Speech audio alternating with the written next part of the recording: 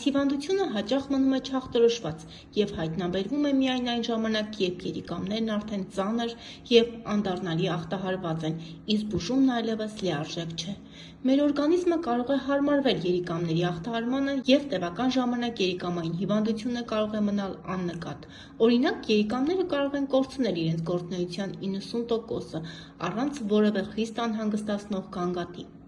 Այնուամենայնիվ, կան արդյոք ախտանիշներ, որոնք կարող են հուշել այս կամ այն երիկամային պաթոլոգիայի մասին։ Ինչու է անհրաժեշտ օր առաջ դիմել նեֆրոլոգի։ Ինչ անդառնալի հետևանքներով են հղի երիկամային պաթոլոգիաները։ Այս և այլ հարցերի շուրջ բժշկի մոտ զրուցել ենք Իզմիլյան բժշկական կենտրոնի ինֆեկցիոն հիվանդությունների ազգային կենտրոնի նեֆրոլոգ, Երևանի պետական բժշկական համալսարանի ներքին հիվանդությունների ամբիոնի նեֆրոլոգիայի դասախոս Մանե Սարգսյանի հետ, ով նախանդրդավ նեֆրոլոգի առաքելությանը։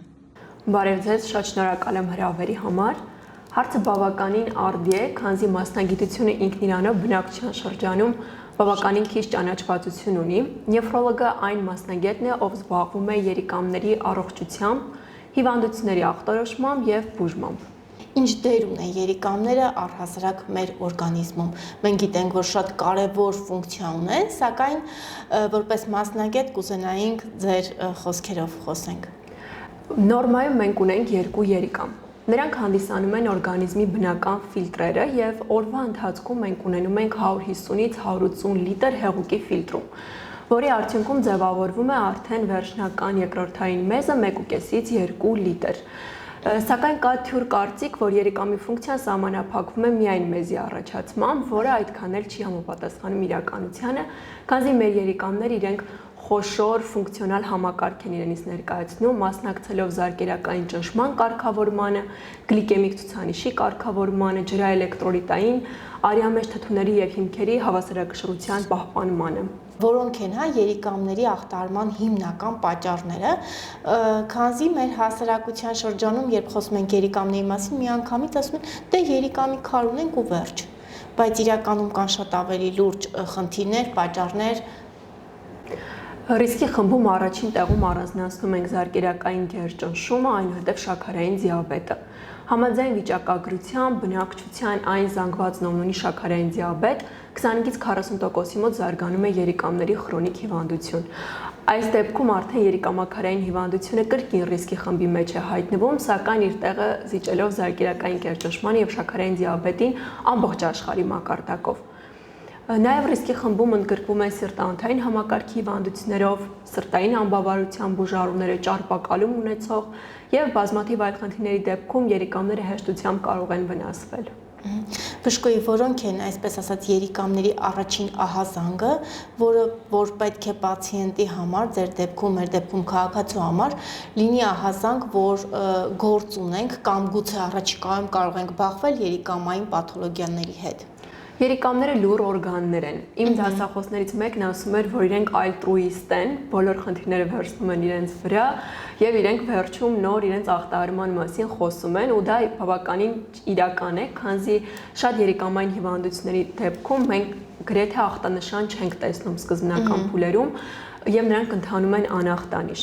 Հիմնական ախտանշանները, որոնք կարող են հուշել, որ մենք ունենալու ենք երիկամային ֆունկցիայի հետ կապված խնդիր, դրանք կարող են լինել մեզի գույնի, քանակի և տեսքի փոփոխությունը։ Օրինակ, փրփրոտ մեզը կարող է մեզ հուշել մեզում սպիտակուցի առկայության մասին, նախքան մեզի ընդհանուր քննություն իրականացնելը մենք արդեն իսկ ունենք նման ցուցանիշի կասկած մեզում։ Ինչպես նաև այտուսների առկայությունը հարակնակապճային շրջանում, ստորին վերջույթների հատվածում, սրանք արդեն իսկ հուշում են միգուցե սկսվող երիկամային պաթոլոգիայի կամ արդեն իսկ սկսված երիկամի խնդրի մասին։ Իսկ երիկամային պաթոլոգիաները առհասարակ Հայաստանի Հանրապետությունում կոնկրետ նկատի ունեմ, երիտասարդանում են, ինչ տենդենց եք նկատում, եթե այո, ապա ինչով եք պայմանավորված։ Քանի որ մենք խմբի մեջ ընդգրկում էինք նաև ճարպակալում ունեցող անձանց, իսկ մամնի քաշը, սխալ սնունդը, ինչպես նաև հեղուկի բավարար չօգտագործելը, կերակրի աղի չարաշահումը, սրանք բոլորը հանդիսանում են երիկամ վնասող գործոններ, հետևաբար կարող ենք ասել, որ նաև երիտասարդ տարիքում մենք արդեն սկսում ենք տեսնել դեպքեր երիկամային պաթոլոգիայով։ Իսկ ճիշտ է արդյոք, որ պետք է շատ ջուր խմել օրական, որպեսզի չբախվենք երիկամային պաթոլոգիաների հետ։ Շատը բավականին հարաբերական է ասված, քանզի օրական հեղուկի օգտագործման ծավալը կախված է ինչպես ֆիզիկական ծառաբեռնվածությունից, այնպես էլ եղանակային պայմաններից եւ արտաերիկամային կորուստներից։ Այսինքն, եթե տվյալ բուժառուն ամռան եղանակին պետք է օգտագործի մոտավոր հաշվարկով 2.5 լիտր հեղուկ, ձմռան եղանակային պայմաններում համեմատաբար ցուրտ դա փոխվում է։ Եթե խոսենք հաշվարկային բանաձևով, կարող ենք մեր քաշը բազմապատկել 40-ով, ստանալ մի թիվ միլիլիտրով, որը խոսելու է օրվա ընթացքում մեր ցանկալի հեղուկի օգտագործման ծավալի մասին։ Խոսքը գնում է պարզ մաքուր ջրի մասին։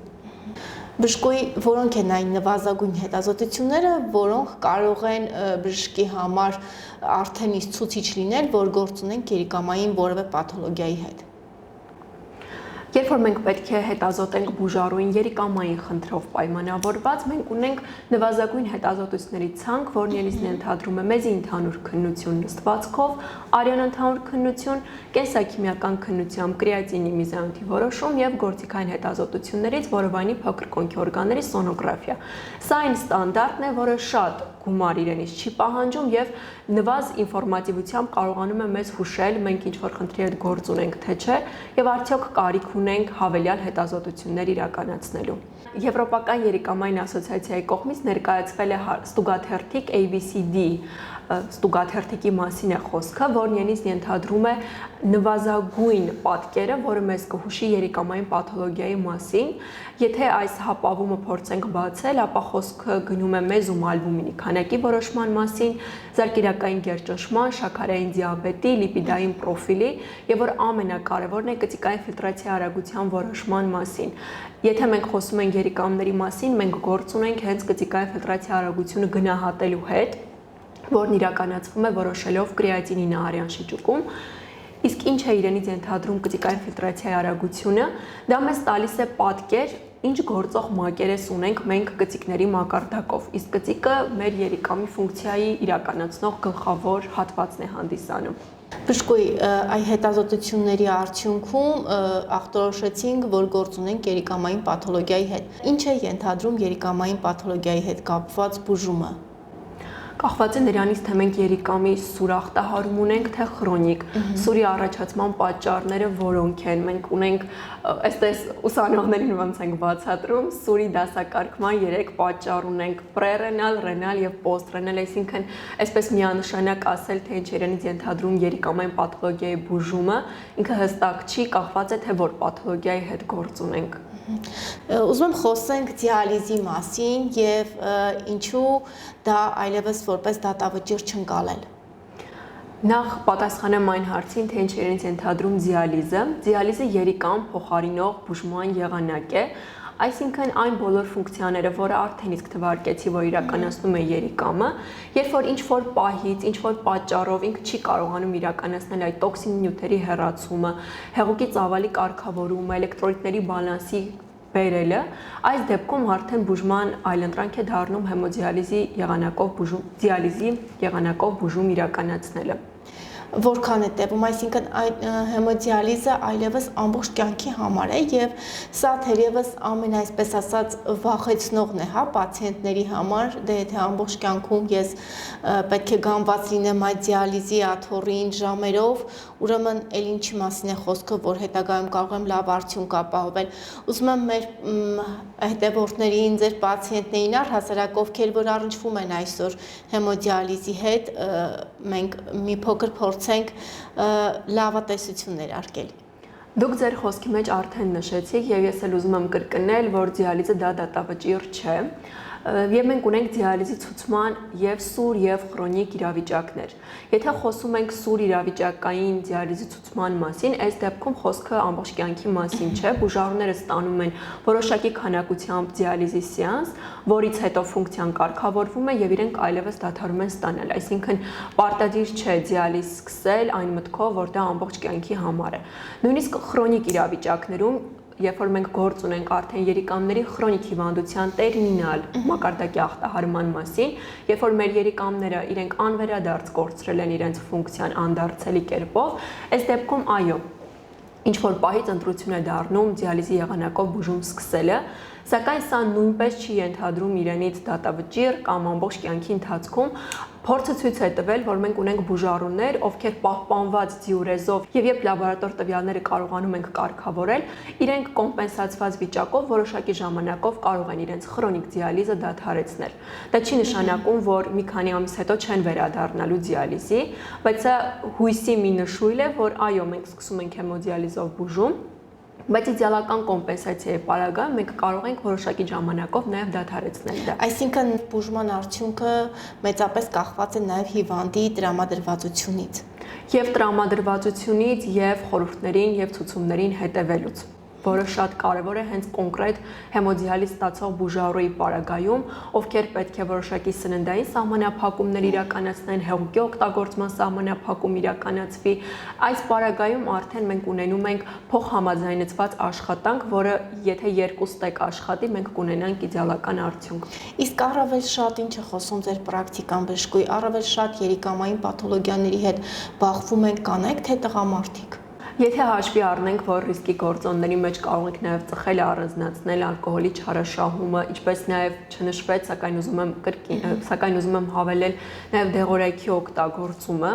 ու անհարկի դեղորայքի կիրառումը մասնավորապես ցավազրկողների, իրենք կարող են երիկամի պաթոլոգիաների առաջացման լուրջ ռիսկի գործոն հանդիսանալ։ Այս դեպքում երևի թե նաև զարկերակային գերճնշում, շաքարային դիաբետ հաշվի առնելով ավելի շատ տղամարդկանց մոտ է հանդիպում։ Հետո մենք այդտեղ պաթոլոգիաներ ունենք, որոնք կախված ռասայից, տարիքից, սեռից, նաև որոշակի խումբ ընդգրկում են տղամարդկանց, սակայն եթե առաջացման պատճառը աուտոիմուն հիվանդություններն են, օրինակ համակարգային կարմիր գայլախտը, այս դեպքում տոկոսային ավելի շատ կանանց մոտ է հանդիպում։ Ինչպես կարողանալ շրջանցել երիկամային պաթոլոգիաները, կա արդյոք բանաձև։ Առաջին կետով ուզում եմ նշել բավարար քանակի հեղուկի օգտագործումը, որի մասին արդեն խոսվեց, նաև կերակրի աղի սահմանափակում, եթե բուժառուի մոտ առկա է զարկերակային կերճնշում կամ շաքարային դիաբետ, ապա տվյալների դեղորայքի օգտագործումը եւ տվյալների նորմայի սահմանում պահպանելը։ Օրինակ զարկերակային գերճնշման պարագայում, շաքարային դիաբետի պարագայում կանոնավոր դեղորայքի օգտագործումը եւ ցուցանիշների նորմայի սահմաններում պահպանելը։